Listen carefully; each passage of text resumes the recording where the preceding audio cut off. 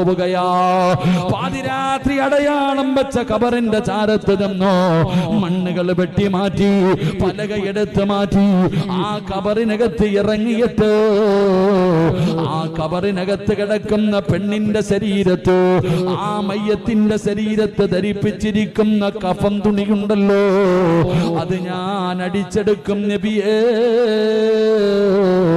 ഞാൻ കള്ളനാണ് നബിയേ.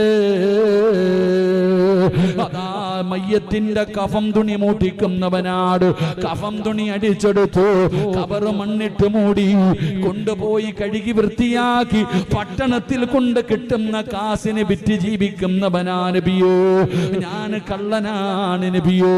എന്റെ നാട്ടിലെ ഖബർസ്ഥാനിൽ കിടക്കുന്ന മയ്യത്തുകൾ നഗ്നരാണ് നബിയേ. അല്ലാഹുവിന്റെ പ്രവാചകനോട് കരഞ്ഞുകൊണ്ട് പറയുമ്പോ അല്ലാഹുവിന്റെ റസൂൽ